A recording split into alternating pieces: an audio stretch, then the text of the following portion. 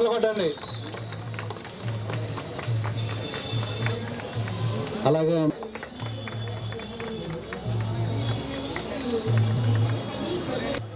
చప్పట్లు కొట్టండి, చప్పట్లు కొట్టండి.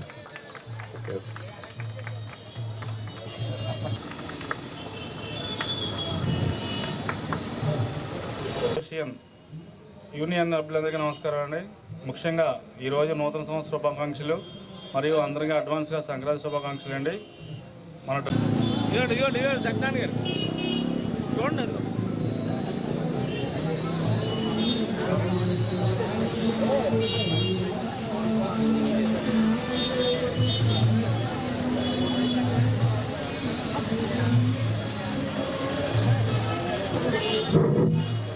అలాగే కార్యక్రమంలోని చప్పట్లు కొడదాం, ప్రతి ఒక్కరు చప్పట్లు కొడదాం.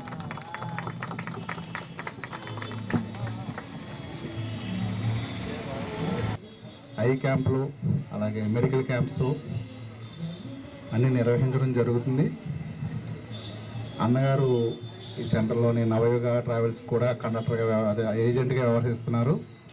ఆయన చారిటబుల్ ట్రస్ట్ నుంచి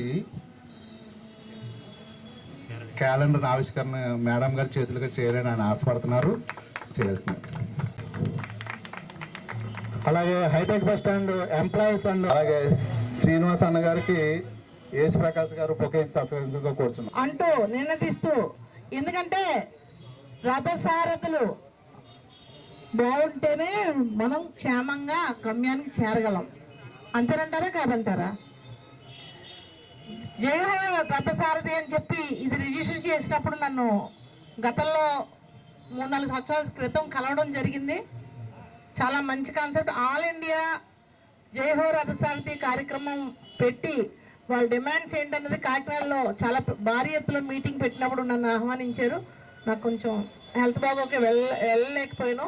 తర్వాత నాకు వచ్చి అక్కడ కొన్ని సమస్యల మీద రిప్రజెంటేషన్ ఇవ్వడం జరిగింది.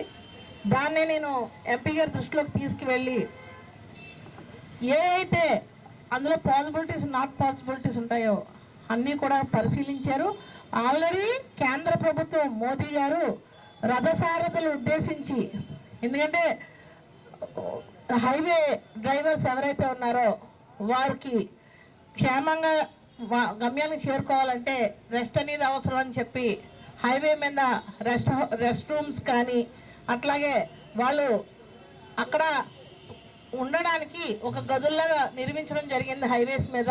అలాగే రథసారథులకి చాలా ఫెసిలిటీస్, అంటే బీమా, కేంద్ర ప్రభుత్వం బీమా పథకాలు కూడా చాలా ఉన్నాయి. ఆ రోజు ఎంపీ పురంధేశ్వరి గారు వారికి చెప్పడం జరిగింది. నేను తీసుకెళ్ళి ఈ సమస్యలు ఉన్నాయని చెప్పి అనగానే వారు ఈ సమస్యలన్నిటికీ సగం మనం ఆల్రెడీ పరిష్కరించేసాము. కేంద్ర ప్రభుత్వం మోదీ గారు చాలా పథకాలు తీసుకొచ్చారు, కానీ ఇంకేమైనా ఉంటే ఖచ్చితంగా మనం నెరవేరుస్తామని మాట ఇచ్చారు. ఆ దిశగానే పనిచేస్తూ ఉన్నారు.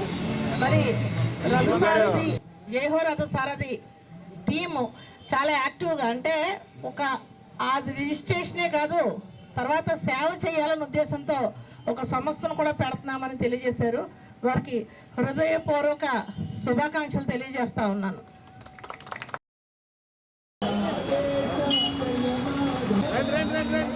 రండి